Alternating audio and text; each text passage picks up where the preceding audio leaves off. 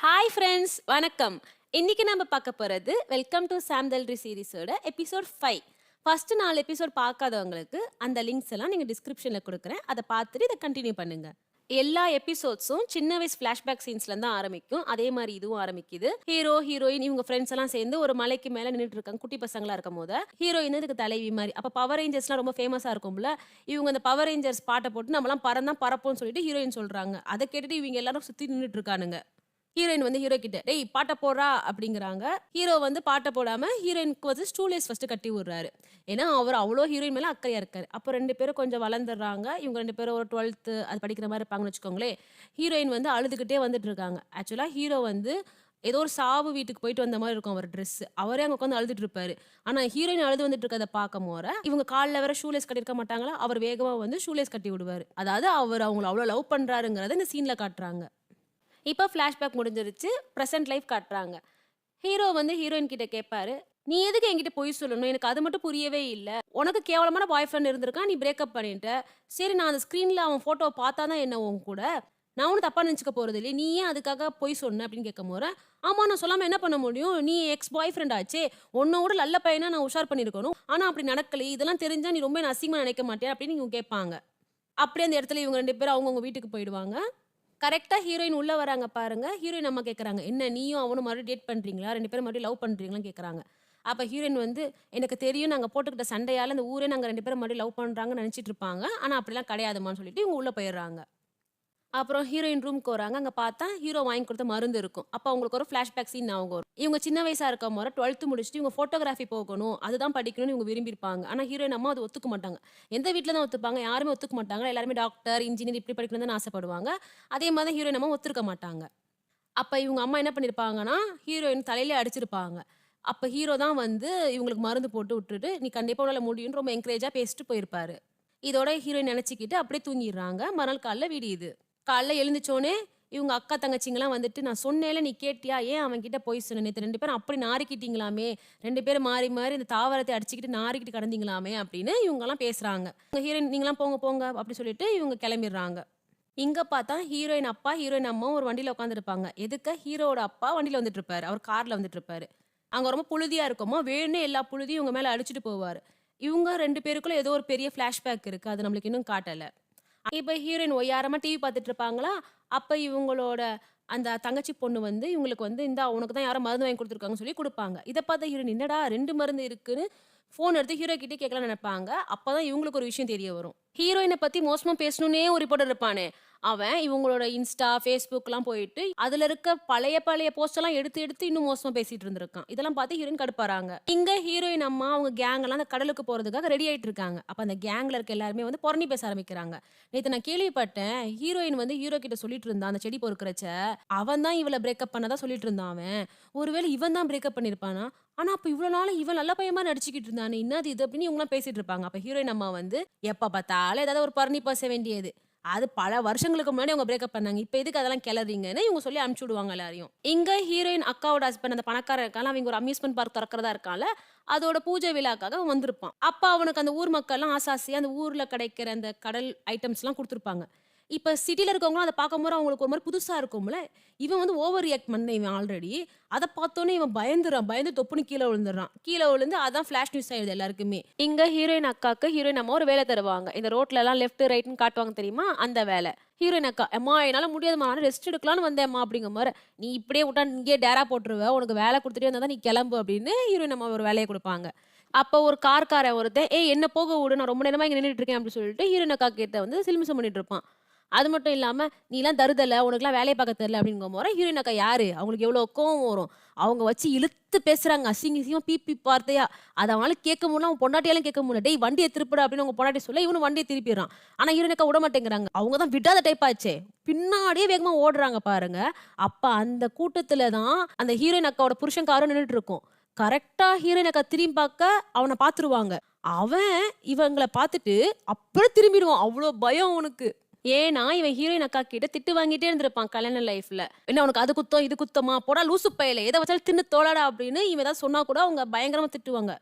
இவனும் அந்த மாரி தான் பண்ணுவான். அது வேற விஷயம். ஹீரோயின் அக்காவுக்கு ரொம்ப அசிங்கமா போயிடும். அவன் முன்னாடி போய் ரோடு வேலைய பார்த்துட்டு இருக்கோமே அப்படின்னு இவங்க அப்படியே ஓடி போயிடுவாங்க அந்த இடத்த விட்டு.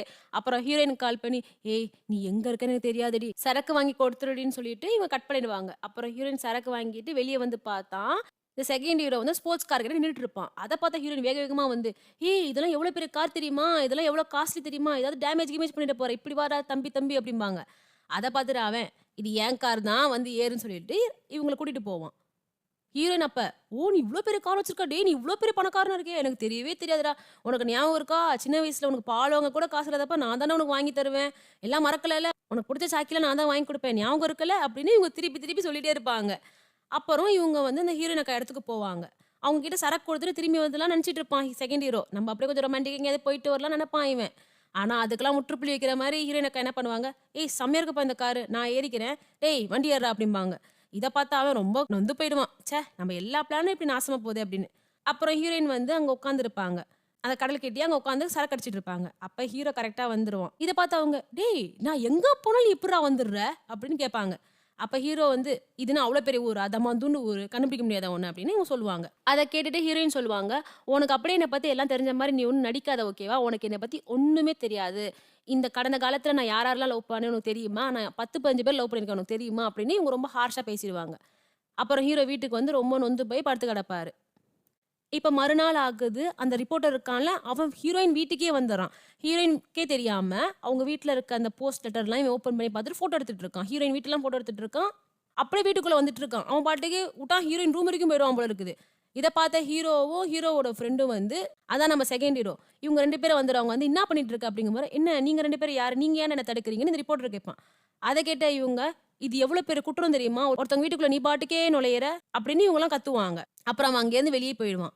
அப்புறம் இந்த ரிப்போர்ட்டர் ஊர்க்காரங்கிட்டலாம் இந்த ஹீரோயின் பத்தி இன்டர்வியூ எடுக்கலாம்னு சொல்லிட்டு, கரெக்ட்டா யார்கிட்ட போவான் தெரியுமா? அந்த கண்ணாடி போட்ட ஃப்ரெண்டு கிட்டயும், வாட்ச்மேன் ஃப்ரெண்டு கிட்டயும். அவங்கலாம் ஹீரோயின் ஃப்ரெண்ட்ஸ்ன்னு இவனுக்கு தெரியாதுல்ல. இவன் பாட்டுக்கு ஹீரோயின் ரொம்ப மோசமானவங்க தானே சின்ன வயசுலேருந்து அப்படிங்கிற மாரிலாம் இன்டர்வியூ எடுத்துட்டு இருப்பான். கரெக்ட்டா அதே சமயத்துல இவங்க 2 பேருக்கும் ஹீரோ மெசேஜ் பண்ணிடுவாரு. "ஒரு ரிப்போர்ட்டர் இங்க சுத்திட்டு இருக்கான். அவன் கிட்ட கொஞ்சம் ஜாக்கிரதையா இருங்கன்னு." இத பார்த்துட்டு அவங்க 2 பேரும் உஷாராயிடுவாங்க. ஹீரோயினா, "எனக்கு யாருன்னே தெரியாதே. ஏதாவது ஃபோட்டோ வச்சிருக்கீங்களான்னு?" சொல்லி கேட்பாங்க. அப்ப இவன் இல்ல, நான் ஒரு நல்ல ஃபோட்டோ எடுத்திருக்கேன். அவ பெட்ரூம்ல உட்காந்துருந்தா. நல்லா தூங்கி எழுந்துட்டு உட்காந்துருக்கா. அங்க ஒருத்தவங்கள தற்கொலை பண்ண தூண்டிட்டு, இவ பாட்டுக்கு இங்க ஜாலியா இருக்கான்னு சொல்லிட்டு ஒரு ஃபோட்டோவ காட்டுவாங்க பாருங்க. இத பார்த்துட்டு இவங்க 2 பேரும் சும்மா இருப்பாங்களா? கேமராவே போட்டு உடைச்சுருவாங்க. அப்புறம் என்ன 2 பேரையும் போலீஸ் ஸ்டேஷனுக்கு கூட்டிட்டு போயிடுவான் அவன். அந்த வாட்ச்மேன் ஃப்ரெண்ட் அம்மா இருக்காங்கல்ல, அவங்க ஹீரோயின் அம்மா வீட்டுக்கு வந்து ஹீரோயின் அம்மாகிட்டயும், ஹீரோயின் கிட்டயும் சொல்லிடுவாங்க. இது மாரி ஒரு ரிப்போர்ட்டர இவங்க 2 பேரும் சேர்ந்து அடிச்சுட்டாங்க. போலீஸ் ஸ்டேஷன்ல இழுத்துட்டு போயிருக்காங்க. எல்லாம் உன் மேட்டர் தான் நெனைக்கிறேன். ஆனா நீ இங்க வீட்லயே இரு அப்படின்னு எங்க ஹீரோயின் கிட்ட சொல்லிட்டு அவங்க கிளம்பிடுவாங்க. இத பார்த்த ஹீரோயின் அம்மா, "நீ போலீஸ் ஸ்டேஷன் போலயா? போய் காப்பாத்து உன் புள்ளைன்னு" கேட்பாங்க. அவன் தருதல. போலீஸ் ஸ்டேஷனாவது இழுத்துட்டு போட்டும் அப்படின்னு சொல்லிட்டு இவங்க போயிடுவாங்க. இதெல்லாம் கேட்டுட்டு ஹீரோயின், "ஐய்யய்யோ! இவனுங்க என்ன சத்திரவதை பண்ணானுங்கன்னு தெரியலையே! அந்த ரிப்போர்ட்டர் என்ன பண்ணானுங்க தெரியலையேன்னு" ரொம்ப பயப்படுவாங்க. இங்க போலீஸ் ஸ்டேஷன்ல பார்த்தா, அந்த ரிப்போர்ட்டர் வாங்குன்னு வாங்கிட்டு இருப்பான் இவங்க 2 பேரையும் போலீஸ் கிட்ட. "இங்க பாருங்க, இவனுங்க கிட்ட இன்டர்வியூ எடுக்க போனா, என் கேமரா போட்டு டொப்புன்னு ஒடிச்சுட்டானுங்க. என்னன்னு கேளுங்க" அப்படின்னு போலீஸ கேட்பாங்க. போலீஸ்காரங்க இவங்க 2 பேர்கிட்ட கேட்கறச்ச, இவங்க சொல்லுவாங்க, "அதுவா போலீஸ்கார், காலைல நானும் இவனும் நல்லா அல்வா தின்னோமா, கை ஃபுல்லா எண்ணெயா இருந்துச்சு. அதோட ஒரு கேமரா குடுத்தாரா, தெரியாம கீழ வழுக்கிட்டு போயிருச்சு. அதுக்கு என்ன பண்ண முடியும்?" அப்படின்னு கேட்கும்போது போலீஸ்காரர், "ஆமா அதுக்கு என்ன பண்ண முடியும்? பேசாம காசு வேணா திருப்பி குடுத்துறீங்களான்னு?" கேட்பாரு. காசு தானே எவ்வளோ வேணா குடுத்துறேன். இருங்க ஃபர்ஸ்ட் அதுக்கு முன்னாடி நான் லாயர கூப்பிடுறேன். டேய் நம்ம ஃப்ரெண்ட் ஒருத்தன் கவர்ன்மெண்ட் ஆஃபீஸ்ல வேலை பார்க்குறான்டா, அவன கூப்பிடுறா. அவங்க வந்து நம்மளுக்கு வாதாடட்டும்" அப்படின்னு கால் பண்ணி யார கூப்பிடுவாங்க பார்த்தா, ஹீரோவ தான் கூப்பிடுவாங்க. இத பார்த்து அந்த போலீஸ்காரர் சிரிச்சிருவாரு. "டேய் கவர்ன்மெண்ட் ஆஃபீஸ்ல வேலை பார்த்தாலே அவங்கலாம் வக்கீல் ஆயிடுவாங்களாடா, அவன் வானிலை ஆய்வாளர்டா" சொல்லுவாங்க. ஹீரோவும் என்ன பிரச்சனைய பண்ணீங்கன்னு எல்லாத்தையும் கேட்டு தெரிஞ்சுப்பாரு. அப்புறம் ஹீரோவும், "நாங்க காசு குடுத்துறோம். எவ்வளோ சொல்லுங்க சொல்லுங்கன்னு" கேட்பாங்க 3 பேரும் சேர்ந்து. அப்ப அந்த ரிப்போர்ட்டர் வந்து மொத்தம் 5,00,000 புரியுதா அப்படின்னு கேட்பான். இத பார்த்தோனே இவங்களுக்குலாம் பகீர்னு ஆயிடும். 5,00,000 டேய் என்கிட்ட அவ்வளோ காசு இல்லடா. உன்கிட்ட என்கிட்டயும் இல்லடா. நானே மாச கடைசிடா இவங்கலாம் சொல்லுவாங்க. அப்பதான் இவங்க பணக்கார ஃப்ரெண்ட் ஞாபகம் வரும். அவனுக்கு கால் அடிச்சிருவாங்க. அவன் தான் ஹீரோயினுக்குன்னு பாஞ்சுட்டு வந்துருவானே. அப்படியே அவன் கிட்ட கல்லாப்பெட்டியில இருக்க எல்லா காசையும் அள்ளி போட்டுட்டு போலீஸ் ஸ்டேஷனுக்கு வந்துருவான். அப்படியே அந்த டப்பாவ கவுப்பான் பாருங்க. அப்படியே பணம் சுருள் சுருளா ஓடும் இங்கேயும் அங்கேயும். இத பார்த்து அந்த போலீஸ்காரனே மிரண்டுருவான். அப்புறம் அவன் அந்த காசெல்லாம் பொறுக்கி அந்த ரிப்போர்ட்டர் கிட்ட குடுத்துருவான். இந்த ரிப்போர்ட்டர் சொல்லுவான், "நான் உங்கள பத்திலாம் ஆர்டிக்கிள் எழுதாம விடமாட்டேன். நாளைக்கு நியூஸ்ல கண்டிப்பா வரும் நீங்க 3 பேரும். ஹீரோயினையும் சேர்த்து எழுதுவேன். ஏன்னா அவ தான் உங்கள அடியாளா யூஸ் பண்ணி என்ன அடிக்க வந்திருக்கா. இதே தான் டைட்டிலா போடுவேன்னு" இவன் மிரட்டுவான். இப்ப கரெக்ட்டா போலீஸ் ஸ்டேஷனுக்கு ஹீரோயினும் வருவாங்க. இதெல்லாம் அவங்களும் கேட்டுட்டு இருப்பாங்க. அப்புறம் ஹீரோயின் சொல்லுவாங்க, "நீ உன் ஆர்டிக்கிள் எழுதிக்கப்பா தம்பி. நானும் ஒரு கம்ப்ளைண்ட் குடுக்குறதா இருக்கிறேன். நீ பண்ணதெல்லாம்" சொல்லிட்டு போலீஸ் கிட்ட கம்ப்ளைண்ட் குடுக்க போவாங்க ஹீரோயின். ஹீரோயின் உங்க கம்ப்ளைண்ட் லிஸ்ட்ட ஆரம்பிப்பாங்க. போலீஸ் கிட்ட சொல்லுவாங்க, "ஃபர்ஸ்ட் கம்ப்ளைண்ட். ஒரு பொண்ணு வீட்ல தனியா இருக்கும்போது அந்த வீடு புகுந்தாங்கன்னா என்ன பண்ணலாம் அப்படிங்கும்போது, ஐயோ! அது ரொம்ப பெரிய தப்பாச்சே! எப்படியும் 6 மாசம் ஜெயில்ல வைக்கலாம்னு போலீஸ் சொல்லுவாரு. சரி கம்ப்ளைண்ட் 2. அந்த பொண்ணுக்கே தெரியாம ஃபோட்டோ எடுத்தாங்கன்னா? அப்படின்னு ஹீரோயின் கேட்பாங்க. அதுக்கு அவரு, ஐய்யய்யோ! அது ரொம்ப தப்பாச்சே! சுத்தமா கம்பி தான் லைஃப் ஃபுல்லா அப்படின்னு போலீஸ் சொல்லுவாரு. போலீஸ் கேட்பாரு, அப்ப நீங்க ஏதாவது சாதாவா ட்ரெஸ் போட்டிருந்தீங்களா? அந்த நைட்டி அது மாரி. ஆமாப்பா, ஆமா. நான் நைட் ட்ரெஸ் தான் போட்டிருந்தேன் அப்படின்னு ஹீரோயின் சொல்லுவாங்க. சுத்தம். இவன போக்சோலே உள்ள வைக்கலாம். கம்ப்ளைண்ட்ட குடுங்க. நான் பார்த்துக்கிறேன் அப்படின்னு போலீஸ் சொல்லுவாரு. இதெல்லாம் கேட்டுட்டு அந்த ரிப்போர்ட்டரு, சரி பரவால்ல, பரவால்ல நான் மன்னிச்சுட்றேன்னு காச வாங்கிட்டு கிளம்பிடுவான். அப்புறம் ஹீரோயின், ஹீரோ இவங்க 5 ஃப்ரெண்ட்ஸ்லாம் சேர்ந்து ஜாலியா உட்காந்து பேசிட்டு இருப்பாங்க. அப்ப அந்த வாட்ச்மேன் ஃப்ரெண்ட் ஹீரோயின் கிட்ட சொல்லுவான், "அன்னைக்கு நான் நீ திரும்பி வரணும்னு ஆசைப்பட்டேன்னு சொன்னேன்னு ஒரு குடிபோதையில சொல்லிட்டேன். ஆனா உண்மையிலே நான் எப்படிப்பட்டவன் தெரியுமா?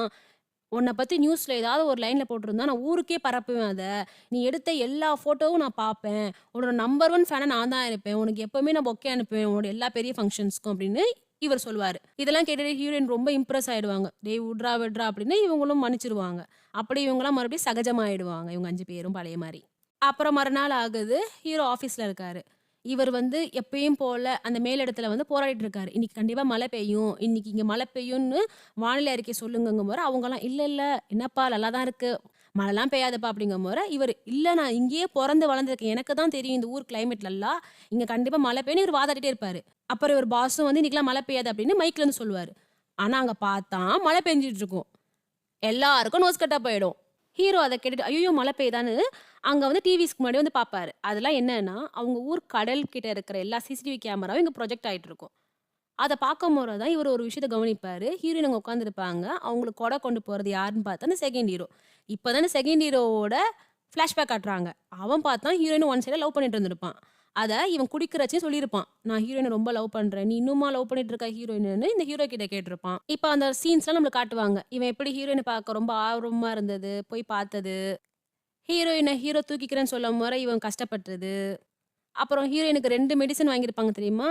அதுல 1 இவன் தான் வாங்கியிருப்பான். சின்ன வயசுல கூட இவங்கலாம் ஸ்பைடர் மேன் மாரி பறக்கலாம்னு சொல்லும்போது, ஹீரோயின் ஷூ லேஸ வந்து ஹீரோ கட்டுவாரு தெரியுமா? அப்ப ஆக்சுவலா இவனும் தான் கட்ட போயிருப்பான். என்ன ஹீரோ ஒரு செகண்ட் முன்னாடி போயிட்டு அவர் கவர் பண்ணியிருப்பாரு ஹீரோயின. இப்படி சின்ன வயசுலேருந்து ஹீரோ எப்படி ஹீரோயின் லவ் பண்ணாங்களோ, அதே மாரி இந்த செகண்ட் ஹீரோவும் ஹீரோயின லவ் பண்ணியிருப்பாரு. இவ்வளோ தூரம் பார்த்துட்டீங்க. அப்படியே இந்த வீடியோ கொஞ்சம் லைக் பண்ணி சப்போர்ட் பண்ணுங்க. நம்ம சேனலுக்கு சப்ஸ்கிரைப் பண்ணுங்க. அப்பதான் இந்த மாரி சூப்பர் சீரிஸ்லாம் உங்களுக்கு உடனுக்குடன் வந்துட்டே இருக்கும்.